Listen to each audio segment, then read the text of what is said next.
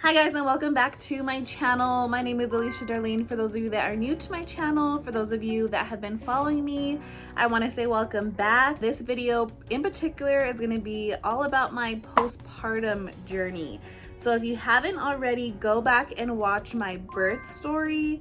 You can watch the one that I did by myself, just gave you all the details. And then you can also go watch the one that me and my husband did. We talk about our birth story, but more in my husband's perspective, just to kind of get, I don't know if you want your husband to watch that and maybe you want to see it, you know, just from not my perspective, but from an outside perspective.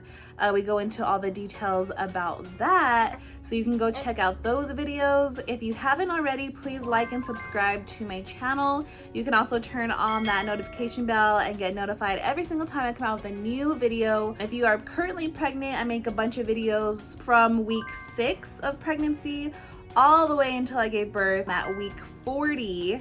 So I went full term, 40 weeks and 1 day. For those of you that also don't know, we had a successful VBAC. That means you had a cesarean, and then after that, you're trying to have a vaginal birth. Also, some call it a TOLAC, that's T-O-L-A-C. And that's like a trial of labor after cesarean. So I don't know if your doctor calls it a VBAC or a TOLAC, but they're pretty much the same thing. But yeah, so you can go back and watch those. But this is my postpartum journey. And if you've watched our birth story, we kind of mentioned little things about our postpartum, just that, you know, it's been rough and it's been hard, and we'll talk about that later, and you know, this and that. So I kind of just wanted to go into it, like the realness of it, the stuff that we had to deal with, just because, like I said, it was not just like rainbows and sunshines for us. And for me, I thought that having a vaginal birth, it was going to be completely different.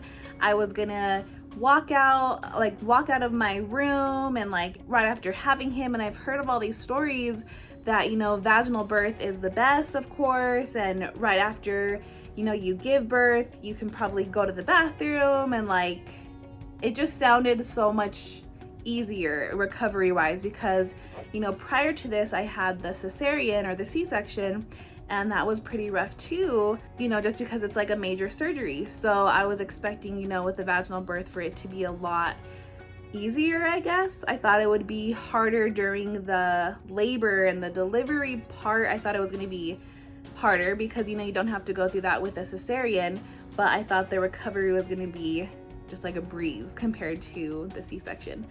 So with that being said, let's just get right into our recovery, our postpartum journey. So for those of you that have seen this little guy, he's right here in my lap because he does not go anywhere without me. Let me bring him up here to this camera. So he's right here, this little chunky monkey. So we are in week 8 of our postpartum journey now. So we're finally feeling good. We have been breastfeeding, and that's been a journey as well. For those of you that have not had to breastfeed yet, you know, just know that that's also a journey too. It's not as instinctive as, you know, it might seem. So this is a little guy. And there's also a coloring castle behind us. We're in Avea's room. I do all my videos in here. She's sleeping right now, so we're kind of taking her room, taking advantage of her room, and we're gonna just talk about our postpartum journey in her room. Okay, so let's get right into it. So just kind of like a recap on our birth story. Like I said, we had the VBAC, or the TOLAC is a trial, so we had a successful VBAC, and you know, everything was pretty good. I didn't get the epidural. I was able to just kind of push through it. I had my breathing exercises that I was doing because I had practiced them. I was just kind of in the zone during my birth. Like I said, if you want to know all the details of the birth, you can go check out those other videos. Right after he came out, I know I mentioned that I had tore pretty bad.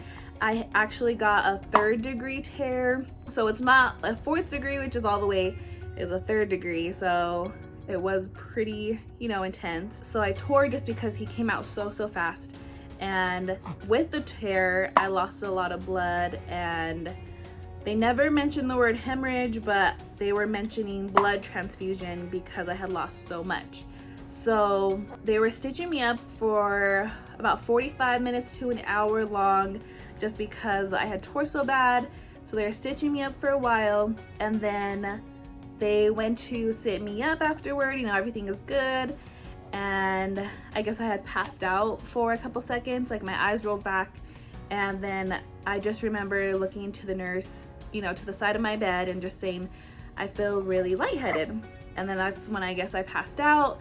And so I opened my eyes again, and a bunch of nurses were rushing in, and one of them said that I was seizing. So that was, you know, just a little bit scary. I wasn't, I just passed out for, you know, a couple seconds, and just to hear those words was a little bit scary because I wasn't sure what was going on. I felt like I had just closed my eyes for a couple seconds. So yeah, that was pretty scary. My husband was, it was in the room, but he was with the baby, and I was like, why are all these nurses rushing in? Like, what's wrong? Like, what happened? They just said that, you know, I didn't get the epidural. I went through all this trauma. I hadn't eaten, you know, all this stuff. My blood sugar was probably low. They checked all my vitals. My blood pressure was fine, you know, nothing was like dropping or nothing was going wrong. I was just really, really weak. And it was pretty scary. Anything I was thinking that was gonna happen, I just thought, you know, if I was gonna do the successful VBAC, it was gonna be easy. And, you know, just feeling like weak and not knowing what was happening, and, you know, all that was pretty just intense and scary. So that was just, I felt like the labor part was easy. The delivery part, you know, once he came, it was exciting and it was empowering and it was, you know, awesome, but it was just the after part that was harder. So we had to wait a couple of hours to move to our mother baby room, which is not like the labor room, because I was so weak. I felt like I was gonna pass out again. I just didn't have any strength, and that was, you know, like I said, it was scary just because I had lost so much blood. So they just said, we're gonna do your blood again in the morning, gonna be measuring it, and if it's low again, we'll have to do a blood transfusion in the morning. So I just remember that night I was just like praying that I didn't have to get it, the blood transfusion, because I didn't want to have to do that. And of course, if it was medically necessary, then of course I would, but I was just like praying that I would be okay in the morning with some rest. And so we rested pretty well. This little guy like is a really good baby. He rested really well. We were breastfeeding, and that journey was also hard, but he got it. Like, he wasn't unlatching or anything like that. He was actually doing really, really well. So at the hospital, you know, it was really great. It was really, really good. I got my makeup on. You know, of course, it's really scary to go to the restroom for the first couple times, you know, especially like the first poop and like all that is pretty scary, just because you have no idea what happened down there. Like, I had no idea. I was like, I don't even want to know right now. And so I had a catheter for a couple of hours just because I was so lightheaded. I couldn't really get up to go to the bathroom on my own. Like, that's how lightheaded and weak I was. So we waited 24 hours before we went home, and my husband was so excited to go home. He wanted to see our toddler. He was like, let's go home. Like, nothing's wrong with you. They checked all your numbers. Like, you're good. I'm like, okay, yeah, you're right. Like, I can totally go home now. I feel good. I want to see our toddler. I want to be home, you know, all this. And so we came home and everything was good. It was really, really great to be home and then sleeping in our own bed. But then that night I got really weak again, and I started like shaking. My legs would not stop shaking. And I felt like maybe we had left the hospital too soon. I remember thinking I just had to have my husband take the baby in the other room. I had to pretty much calm my nerves down because I couldn't stop shaking. Like I said, I think it was more of my nerves than anything. And, you know, also the blood loss too. But I had to like listen to my worship music and kind of calm myself down, but I couldn't stop shaking probably for about 10 minutes. And so once I calmed down, I was able to breastfeed him again. And no one talks about all those, I forgot what they're called, like after birth contractions. I don't know if that's correct or not, but you still feel like you're having these contractions, especially if you're breastfeeding. When you put, you know, baby to the breast, your uterus is contracting, going back down to the in size. And so you still feel like you're contracting even though this baby is already here, you know? So that's another thing that no one mentions. But anyways, after that night, you know, I was like, okay, now we can finally start to feel better, right? Like, this is gonna get better. Like I'm still waiting to feel good. And then a couple days later, I think it was like really just like a day or two later, I'm like, how come I am not feeling better? Like, how come I don't feel good yet? And my stomach was killing me. And then my husband's like, my stomach is killing me too. So our hospital that we went to and gave birth in was actually had like this neurovirus that was going around, and I guess we were in the peak of it. So I think we got it from the hospital because we hadn't gone anywhere. We just came home, and it was like this neurovirus, so it's kind of like a stomach flu.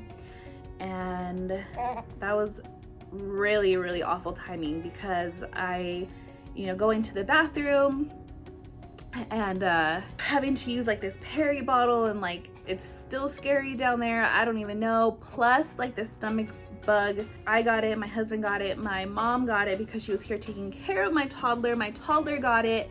Thank God our newborn didn't get it, but it was awful. So not only was I dealing with postpartum, all the crazy stuff, the tear, the blood loss, just having a baby in general, then I had to deal with like the stomach flu. And so it was so hard. I remember just every single day, like, I still don't feel good. I still am struggling. Like, it was so hard. I had to have and ask some of my friends and family, like, can you please bring something to eat? Can you just drop off some like lunch or dinner or whatever, just something that we don't have to prepare, just because we were literally just laying on the couch trying to get better. And so I had friends and family come over and just drop off stuff, and just hoping that we feel better. And they couldn't even come in because I didn't want that to get them sick. So that was really, really hard just to deal with. And it was also hard because I didn't have my mom there because my mom was sick at home. So that whole week was really, really hard. And it lasted about a week, like no sooner, no later, like 7-8 days. And so that was pretty rough. But once we kind of got better of the stomach flu, started feeling good again. We were breastfeeding, of course, that whole week too, with, like I said, with the stomach virus. It was really, really challenging. I almost stopped breastfeeding and just went to formula. Not that anything is wrong with formula. Of course, we are supplementing too. I've supplemented with both of my babies with formula, but I almost couldn't do it because my stomach was hurting so bad. Plus down there was hurting so bad just from the trauma. And then to add on top of all that, my breasts were hurting just because, it was hard to breastfeed and it's just hard to get into that groove. So yeah, so that's also something that happened. Also during that week, my husband had to take our baby to his appointments, his doctor's appointments, because I was so sick and weak. I couldn't take him to the doctor's appointments, but Joshua had a little bit of jaundice the first couple of days, and we had to kind of put like this UV light blanket around him. I don't know why it's called a blanket because it was just so uncomfortable and he couldn't sleep with it. It was just awful. So he had to take him like 3 or 4 days in a row to check his blood levels, and oh my gosh, I don't even know how we got through that. But anyways, so a couple weeks finally passed by. We're finally feeling so good. Joshua's numbers are good. No more stomach flu. So it was great. And then I also dealt with a little bit of postpartum anxiety. So I did deal with this with Avea too. With Avea, it was more like because she came so early, I was kind of just worried about her.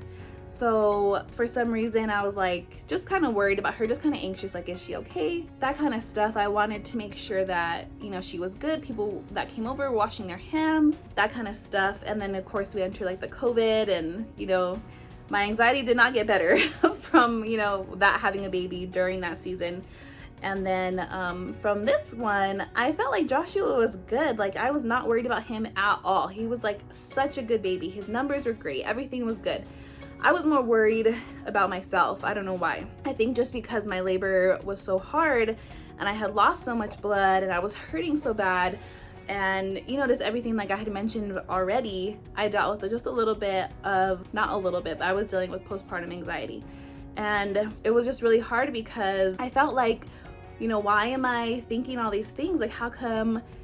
I think I called the doctor like 3 times during this whole postpartum journey. Like, one of them, I felt really weak, like I was gonna pass out. So I called them and I was just really worried about it. And they're like, is this your first vaginal birth? I'm like, yeah. They're like, okay, well you're fine. You just need to like relax and you need to rest. And that day that I felt really weak, I tried to clean my entire house. So I really just emphasize on resting, like give your body like rest. And it's gonna take a lot of time, especially if your labor is really hard. You know, I was kind of expecting me to just like jump back into my normal routine and jump back and go to the gym and jump back and, you know, be as energetic as I was and, you know, playing with my toddler and like all this stuff, but it just didn't work out yet.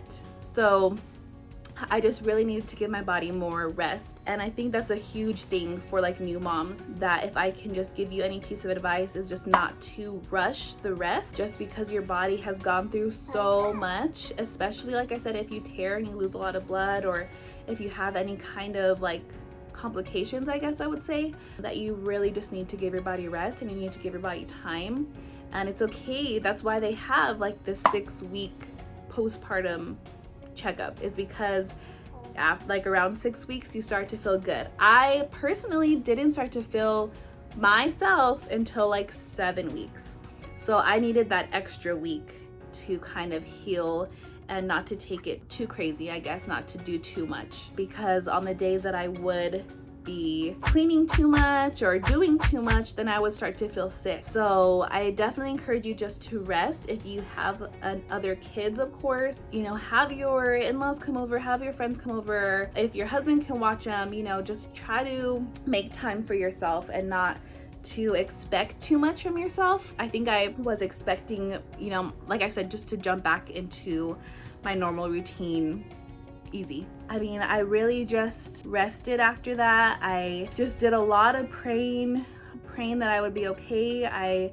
Like I said, with the anxiety, I felt like, you know, am I okay? Am I going to be the mom that this little guy needs, my toddler needs? I just had a bunch of negative thoughts, but I just want to encourage you that if you are having just like these spiraling anxiety thoughts, you know, not everything that you think you have to believe in. So I listened to this podcast by Sadie Robb Huff, and she just talked about her postpartum journey also. And it was really encouraging, because pretty much what I got from it is I'm not the only one. I'm not the only one dealing with these crazy anxious thoughts. Not only of you're dealing with them with your baby or yourself, but you're not alone. And that was really freeing for me, just because I felt like something was wrong with me. Like, why am I feeling this way? What can I do to stop this? You know, and every mom that you talk to is like, oh yeah, that's completely normal. Your hormones are all over the place, and you know, it's just normal. So I just want to encourage that if you are having normal thought or anxiety thoughts and stuff like that, that you're not alone, that it does get better. Yes, your hormones are crazy right now, you know, just from having this beautiful baby inside you to no longer having a baby, your hormones are all out of whack, and your body just needs time to just get back to the levels that it is. And it's okay to have these thoughts, but you don't have to stay stuck there. You don't have to spiral. Just really stop and think, is what I'm thinking or what I'm anxious about true? Is it going to happen? Could it happen? Like, kind of stop yourself from thinking those thoughts and really just pray. So that's what I did. Of course, you know, we're in the 8-week mark now, and it like has been such a crazy journey, but every single day it gets better and better and better. So I just wanted to encourage you that no matter how hard your postpartum journey is, even if it's not postpartum, if it's just something that you're dealing with personally, that is a struggle in your life, that time, rest, prayer, and just really having that faith to hold on to that, because you will get through it. And now that I've gone through not only like this crazy labor, this crazy delivery, this postpartum, this stomach virus, you know, all that stuff that was stacked up against me, you know, we still pulled through. We're still doing really good. You know, baby is super healthy. We just had his 2-month appointment, and you know, we are doing great. And I feel like now coming out of that, I can go through literally anything. I just have to remember like how strong I am, how much friends and family help, how much God helped us get through that, and that we are just so thankful that everything happened the way that it did. And I was able to, you know, just depend on my husband. He was my rock through this too. We're really thankful for everything that worked out. and we're excited to like what's to come into our future now. But yeah, so pretty much I really just wanted to reiterate that we had a pretty hard postpartum journey, but every single day we were thankful. Every single day we just soaked up this little guy as blessing that is from, you know, a gift from God, and we're just so thankful. And no matter how hard your postpartum journey is or whatever you're going through, just know that it will get better, and you have to just stay strong, and you'll be able to look back and think that you can pretty much accomplish everything that you need to.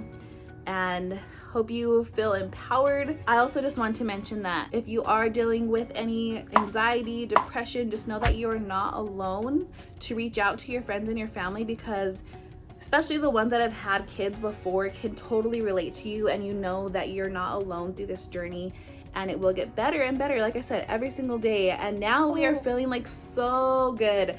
We've gone like camping, we went to the mountains, we're gonna go swimming tomorrow. Like, we just feel really, really good. But just definitely give your body rest, because it needs it.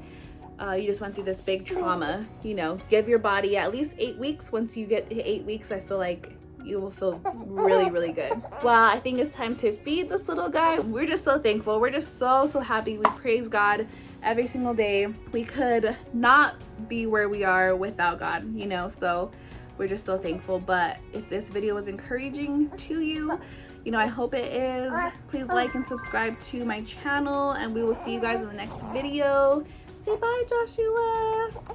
All right, see you guys.